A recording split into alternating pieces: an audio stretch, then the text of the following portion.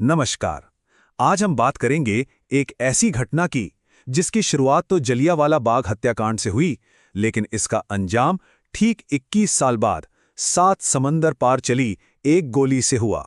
तो सवाल यही उठता है कि आखिर बदला लेने के लिए 21 साल का लंबा इंतजार क्यों करना पड़ा।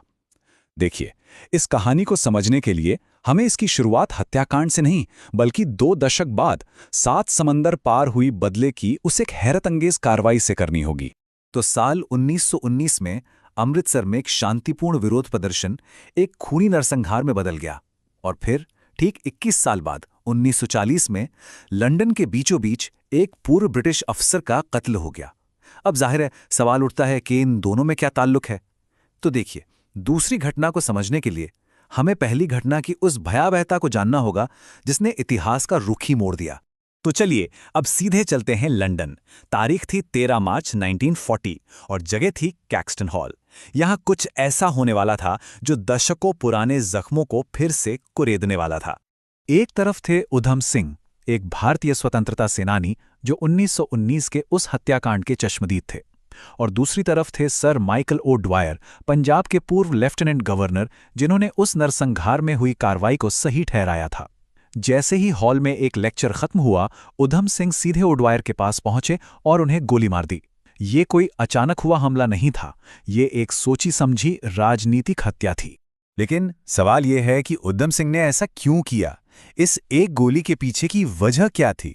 इसका जवाब जानने के लिए हमें वक्त में पीछे चलना होगा। 1919 के उस भारत में जो पहले विश्व युद्ध के बाद अंदर ही अंदर असंतोष की आग में जल रहा था। देखिए, उस वक्त ब्रिटिश साम्राज्य को एक विद्रोह का डर सता रहा था, और इसी डर के चलते उन्होंने एक बहुत ही सख्त कानून पास किया जिसे रॉलेट एक्ट कहते हैं। इस कानून ने, आप समझिए कि लोगों के नागरिक अधिकार ही छीन लिए, प्रेस की आज़ादी पर रोक लगा दी और किसी को भी बिना मुकदमे के जेल में डालने की इजाज़त दे दी। जाहिर है इसका पूरे भारत में और ख़ास तौर पर पंजाब में ज़बरदस्त विरोध हुआ, और अमृतसर में तो हालात बहुत तेजी से बिगड़े। पहले 2 बड़े और लोकप्रिय स्वतंत्रता सेनानियों डॉक्टर सत्यपाल और डॉक्टर सैफुद्दीन किचलू को गिरफ्तार कर लिया गया। इसके खिलाफ 10 अप्रैल को जो विरोध प्रदर्शन हुआ वो हिंसक हो गया। कुछ ब्रिटिश बैंकों में आग लगा दी गई और कई यूरोपियन मारे गए। इसके बाद ब्रिगेडियर जनरल डायर ने एक बेहद अपमानजनक रेंगने का आदेश जारी किया। भारतीयों को उस गली में पेट के बल रेंगने पर मजबूर किया गया जहां एक ब्रिटिश मिशनरी पर हमला हुआ था। और 13 अप्रैल आते आते शहर में मार्शल लॉ लगा दिया गया, यानी 4 से ज्यादा लोगों का एक जगह इकट्ठा होना मना था। लेकिन इस पाबंदी के बावजूद 13 अप्रैल का दिन था बैसाखी का त्योहार। हजारों लोग, जिनमें औरतें और बच्चे भी थे, जलियांवाला बाग नाम की एक जगह पर इकट्ठा हुए थे, कुछ त्योहार मनाने तो कुछ शांति से अपना विरोध जताने। अब ये जो जलियांवाला बाग था ना, वो एक तरह से एक जाल था। सोचिए, करीब 6-7 एकड़ की खुली जगह, लेकिन चारों तरफ से 10 फुट ऊंची दीवारों से घिरी हुई। अंदर बाहर जाने के लिए बस 5 तंग रास्ते थे। जो मुख्य रास्ता था वो इतना ही चौड़ा था कि सैनिक तो आ जाएं, पर बख्तरबंद गाड़ियां नहीं। और सबसे खतरनाक बात, इसी मुख्य रास्ते को जनरल डायर के सिपाहियों ने बंद कर दिया था। मतलब बाहर निकलने का कोई रास्ता ही नहीं बचा। और फिर जनरल डायर वहां पहुंचा अपने 50 राइफल वाले सैनिकों के साथ। बिना कोई चेतावनी दिए, बिना एक शब्द कहे, उसने अपने सैनिकों को हुक्म दिया कि भीड़ के सबसे घने हिस्से पर गोली चलाओ। और ये गोलीबारी पूरे 10 मिनट तक चलती रही।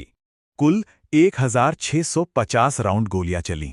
वो रुके भी तब जब उनका गोला बारूद लगभग खत्म हो चुका था। अब सवाल उठता है कि कितने लोग मारे गए। यहां पर कहानी और उलझ जाती है। ब्रिटिश सरकार की हंटर कमीशन रिपोर्ट कहती है कि 379 लोग मारे गए और करीब 1200 घायल हुए। वहीं भारतीय राष्ट्रीय कांग्रेस का अनुमान था कि करीब 1000 लोग मारे गए और 1500 से ज्यादा घायल हुए। ये जो आंकड़ों का फर्क है ना, ये दिखाता है कि 100 साल बाद भी उस दिन के सच को लेकर कितनी बड़ी लड़ाई है। उस भगदड़ और दहशत के माहौल में अपनी जान बचाने के लिए बहुत से लोग गोलियों से बचने के लिए बाग के अंदर बने एक कुएं में कूद गए। वो गोलियों से तो शायद बच गए, लेकिन डूब कर मर गए। बाद में उस कुएं से 120 लाशें निकाली गईं। इस नरसंहार के बाद जो हुआ वो शायद इस घटना से भी ज्यादा चौंकाने वाला था, और वो था इस हत्याकांड को अंजाम देने वाले का रवैया। जब बाद में हंटर कमीशन ने जनरल डायर से पूछा कि क्या उसने घायलों की मदद करने की कोई कोशिश की, तो उसका जवाब सुनिए। उसने कहा, बिल्कुल नहीं, ये मेरा काम नहीं था। अस्पताल खुले थे और वे वहां जा सकते थे। उसके इस बयान से साफ पता चलता है कि उसके दिल में जरा भी रहम नहीं था। हालांकि ऐसा नहीं था कि ब्रिटेन में सब उसे सही ठहरा रहे थे। विंस्टन चर्चिल जैसे बड़े नेताओं ने इसकी कड़ी निंदा की।